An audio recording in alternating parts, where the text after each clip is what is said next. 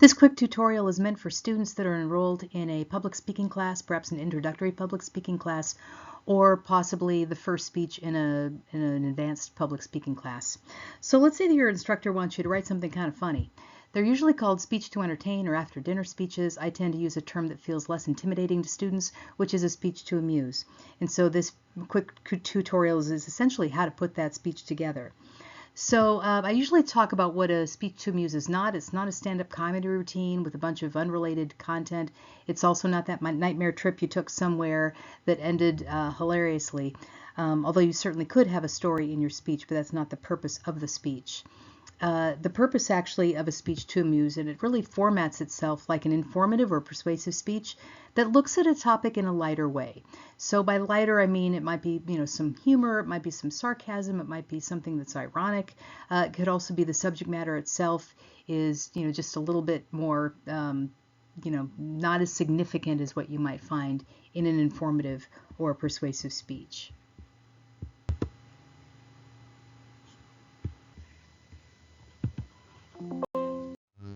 If we think of this speech as a speech to inform or speech to persuade, you're going to have some elements that are very similar to those in a speech to amuse. In other words, there's going to be some kind of structure. Whatever structure your instructor has suggested is what you would probably use, but there is definitely a beginning, a middle, and end.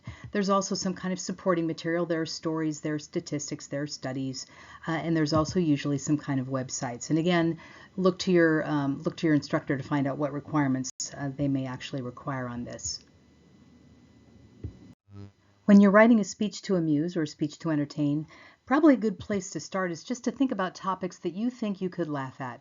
What are some topics that aren't necessarily terribly significant, but ones that you could say, yeah, I could probably find some fun in that. I could have fun writing that up. And so usually what is a good idea is to brainstorm some of the topics that you think you could find humor in. And so a very quick brainstorm might look like this. Maybe it's dating, maybe it's if you have siblings, the challenge with siblings. Maybe it's talking about bad drivers, or it's about dating apps, or it's about if you have kids, kids say the darndest things. So it could be any one of these, and you can make an exhaustive list if you wish, until something really, strikes your fancy and you say, yeah, I think this is the one that I actually want to do. Once you have your topic, and let's go with the job interview one, like how to perform well in a job interview or get the job. Let's just say we're just going to go with that one. So what do you do now? Well, you start thinking, how would I actually approach this if it were informative or persuasive? Because again, the purpose isn't necessarily to be the funny person.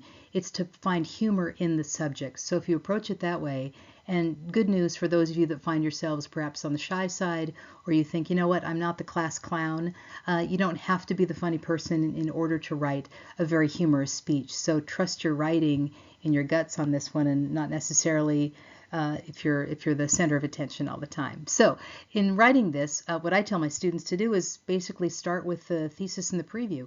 So let's do that. So the thesis then would be something to the effect of how to impress your manager during a job interview, right? That seems pretty self-explanatory right there. That might garner some smiles just because it's like, oh, okay, this is going to be, maybe the person's going to, be kind of sarcastic with it, and they certainly could. The next step, though, is where I think you can get certainly a little bit of laugh. So let's go with a standard preview for this, and this, you would obviously just come up with topics like this, is first, if you want to impress your manager, dress for success, be on time, put your phone away, right? Now this still sounds like it could be an informative or a persuasive speech, right? So what we're going to do at this point is we're going to violate, and that would be maybe some smiles. We're going to violate the expectations of the audience, and we're actually going to flip the preview.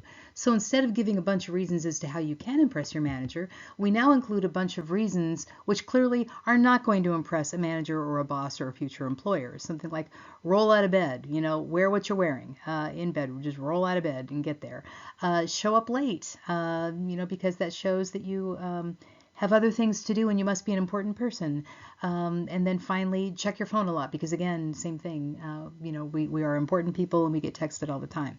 So at this point, because the audience is expecting to hear some reasonable main points as to why you should get, do the right things to get the job, and you now give them all the things that are going to keep you from getting the job, that then might set up maybe a bit more laughter in this. And you can do this with any topic. You can flip the preview. You can also leave the preview the same. I could have gone with the same good preview points of show up on time and, dress for success, and have as my thesis how to not get a job. And that would still violate, the expectations that the audience sort of has. And that sets up a little bit of humor for people. So if we go back to that earlier slide where I talked about structure, supporting material, and websites, so maybe it's you poke fun at the structure. And again, check with your instructor on what their guidelines are. My guidelines are anything that happens in a speech class is fair game for a speech to amuse. So it might be you don't have 2 or 3 or 4 main points, you have 12 main points. And you say them really quickly. That's poking fun at the structure. You could give the speech entirely in reverse order and start with the conclusion. That would also be poking fun at the structure. You could have fun with the supporting material. Maybe there's a funny story in there. Maybe it's a hypothetical story. Maybe it's a story that actually happened to you and you found it funny and you want to share it, or it could be perhaps a friend. You could have statistics that are completely fake or outrageous that you've made up because, again, everybody knows this is supposed to be a funny speech. It doesn't necessarily mean it's going to be true. If it was, that would probably be more informative or persuasive. And you could certainly make up studies too. So, and you could also take one step further because every speech has websites. You could bring in websites, but not necessarily real ones that clearly are made up for the purpose of the speech. Something like I don't want this job.gov or dress2unimpressed.org. Those would be obviously fake websites that the audience goes, oh, okay, now you're really kind of poking fun at both public speaking and the craft of speech writing and also websites, and all of it kind of goes together. One last tip with regard to writing your speeches. Certainly write them out as if they're an informative or persuasive, but then again, with that twisted preview, then you can have a lot of fun with it.